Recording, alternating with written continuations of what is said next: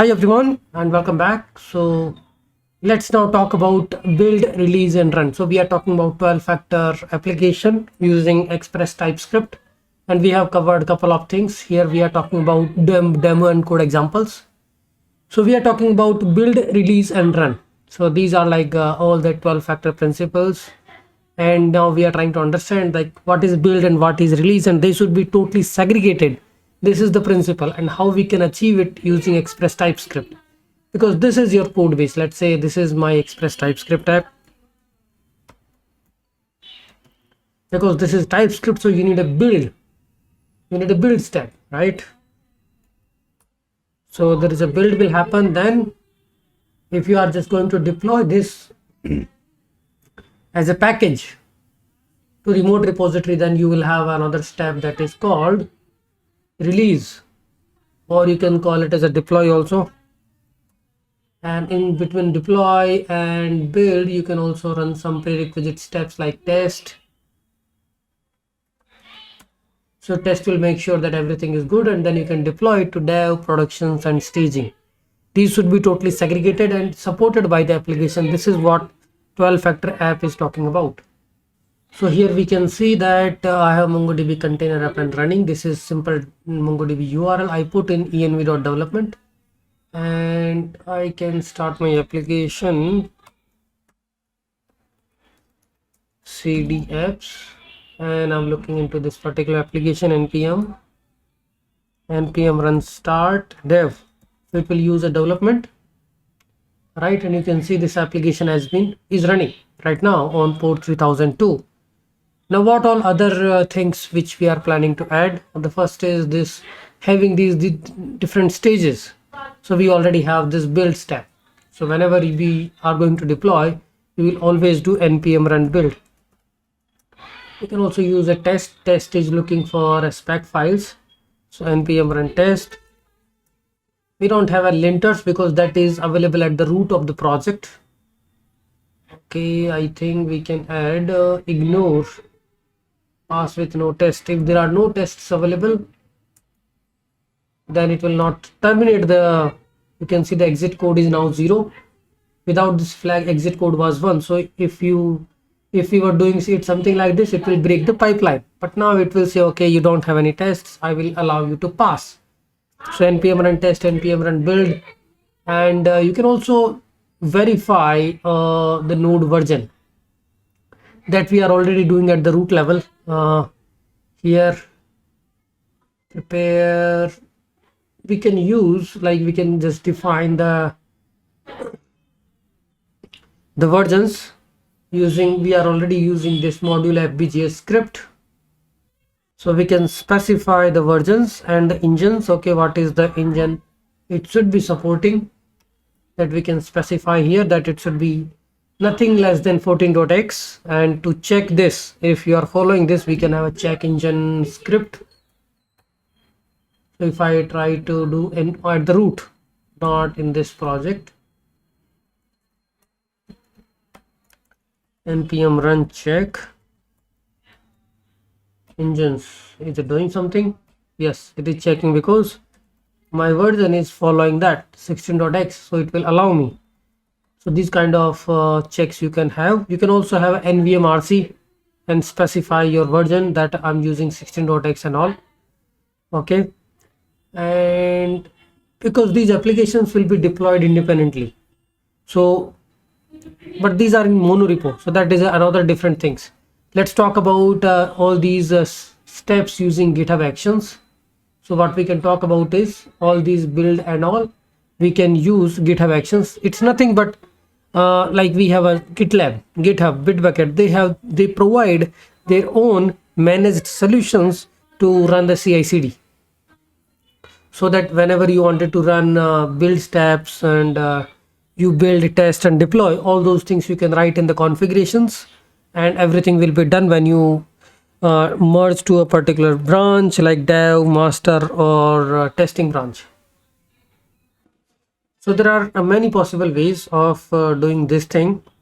Let's say we have, I mean, that is depends on what CI/CD solutions you are using, because it's a continuous integration and continuous delivery, and we can use GitHub Actions, GitLab CI, Circle CI, Jenkins, if you have heard about Jenkins, all these are CI solutions, CI and CD. They will do the continuous integration and continuous deployment. Here we can talk about simple GitHub Actions. So for that we will create a GitHub folder, new folder GitHub, and inside that we can create a workflow. And workflows, let's say I will just add a checks.yml. So you can add some checks, like whenever you are opening a pull request or when you are synchronizing, these checks will run. And the syntax is pretty much simple. I mean, if you try to read and understand, what we are doing here is, when the pull request is opened, you can add another actions also, like whenever the pull request opened or synchronized, what it will do is it will use this checkout. I mean, it will just try to create the container for you. We use node 14. It will set up the npm. We don't need this registry, set up npm, install dependencies. Okay, so npm ci it will do. I think we can remove this particular step. Install dependencies and test, npm ci, npm run test, npm run build, right? The checks we have added. So whenever I add this and I commit this, then these checks will start executing. That depends on what trigger you have added. So you can see pull request. Similarly, there should be something like merge request. I'm just thinking it should be there. Or look into your GitHub Actions document. So here we will check the syntax if it is correct, like merge request, pull request, or if there is anything we need to add. Okay, and then you can have other configurations also which you wanted to add inside the workflow. Checks and deploy, right? So for deploy, what you will do is you will build the code and then you will just deploy it to maybe a Heroku or a Lambda or something. So you need to have some script. There is already a plugin available with the GitHub Actions for the Heroku, but let's say you are deploying it to AWS, Azure and all. For that you need to write a custom script that we are going to talk about when we talk about microservice deployment, like using AWS CDK to as a Lambda or inside a ECS container. For now, just try to understand what are these stages: build, test, deploy, build, publish, or stage. These are like different stages, different steps. These can be orchestrated as a CI/CD steps. Like, okay, I am doing a build, I'm installing the dependencies, then I'm running the test and I'm running the build. So these can be even different steps. npm install, and this can be another step is install run test. So npm test, right? Before that CI we can do the build. So these will be the CI steps: build code, npm run build, and these are your package JSON scripts: npm run build, npm run test.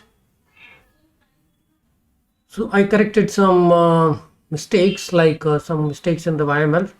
First of all, I have changed the rule to run these on push on the branch main. It will trigger. I mean, obviously, if you want to have it for the merge request and do it, currently I'm just playing with this on push on the branch main, then we are going to run this. And here this is checks, which is going to run first, and then development is just verifying the 14.x, and it is just doing npm run build. Okay, so I will just checking the errors which are coming. So first of all, setting up the job, it's like it is running the deploy dot. So if you see the actions which has been defined, whenever you do the commit and you post that on to the main branch, it is executing this checks.yml. Every step must define use or run key, that I have already fixed. The following use of, okay, these are not the latest one, because I know one action has triggered. So let's see that. 2 minutes.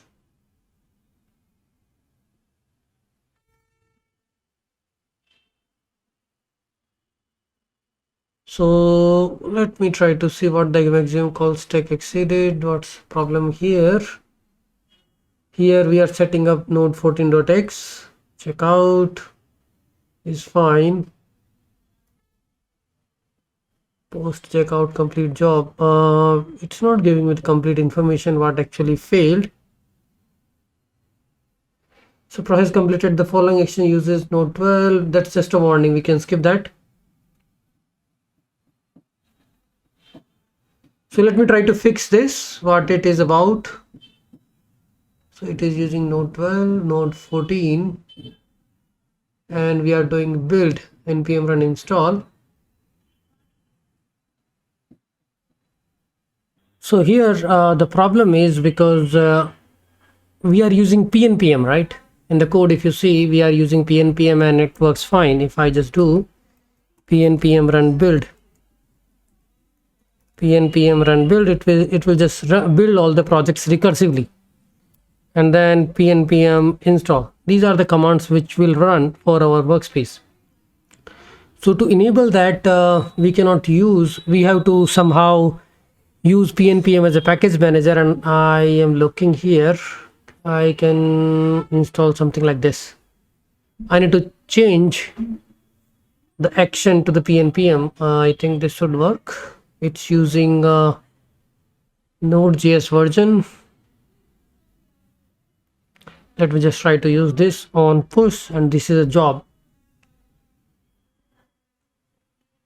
You will change it accordingly. These are checks and install, checkout, action, pnpm. So it is going to install pnpm package manager for us. We don't need this pnpm store. I think we can skip this. Action, set up pnpm cache, restore keys. Let's keep them. Store path, but we are not passing that. Okay, so I can just remove this for now, and I will just add install dependencies and install run build pnpm run build. Let's try to see this. I will just clone this thing. Git status, git add, commit -m,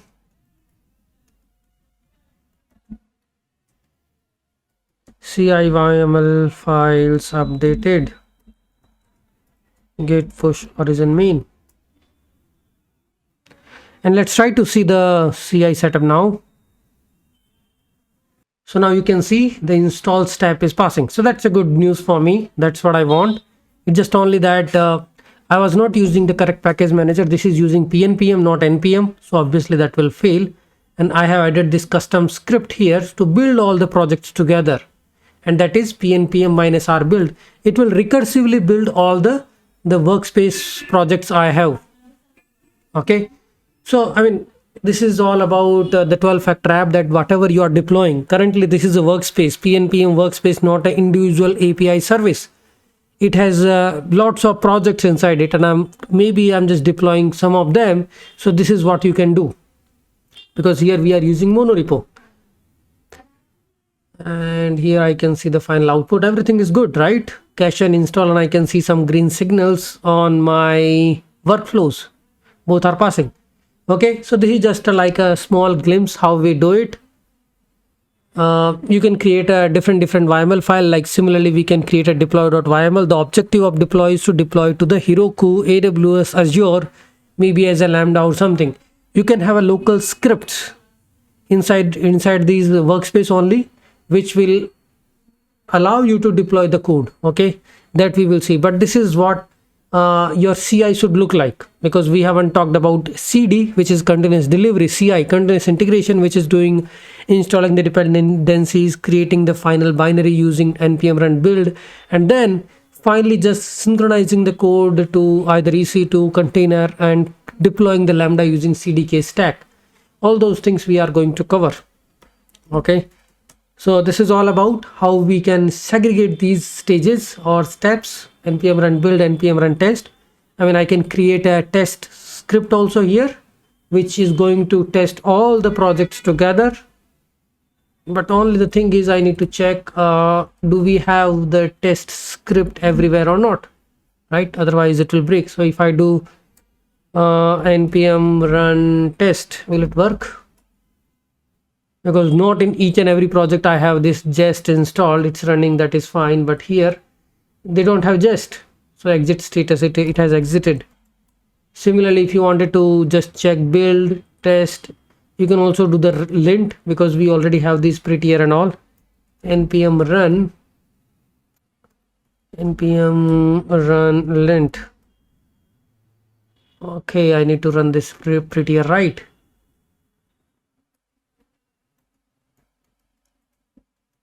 This can also be part of your CI steps.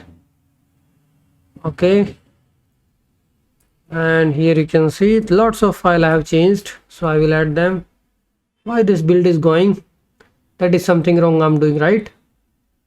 So if you just do these packages, why I don't have a git ignore file here? Remove the build. That is not part of your code base. That's the final outcome. So what you need to do is you need to update your git ignore file if you have it here. Looks like we don't even have the git ignore file. That's really bad.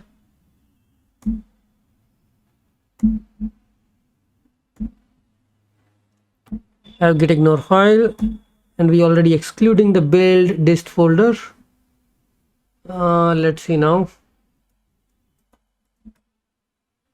It should be deleting all of these. Okay, git add, git commit, npm run prettier, right? These can be a CI steps to validate the code formatting. Okay, git status, npm run lint. Now this is passing perfectly fine. Why it's not? I already have these husky and these hooks already added. Why it's not utilizing that? Okay, that's strange. Let me just set npm run prepare. Git husky hooks are already there, so what is the problem then? Okay, the hooks are not there, so that's the problem. So what I will do is I will try to add the hooks from my existing project. I will add the hooks here, which is commit message, pre-commit and all. And if I try to do this now, yes, then the hooks will come into the picture. It will check for the formatting and all. So we can add this in the CI also, and we can add this in the as a husky hook also, which is going to add as a git hook. So whenever you're trying to add a git commit, then it will just check this. So what we have done here, added package, so it's like npm script, we added npm scripts for tests and lint or whatever you have done, and then git push origin main. So this is how you can segregate the task. Now the next big thing we will do is we are going to expand these workflows and to deploy this service, the nextjs or these Node.js Express TypeScript apps as a Lambda using CDK. And so we are done with this thing, which I was talking about, 12 factor, like segregating the build, release and these steps using CI and then using CD. Processes is like currently for the Node.js app, we always create a standalone single process, and then we can also use some worker process that we will try to understand with the help of PM2 in the next video.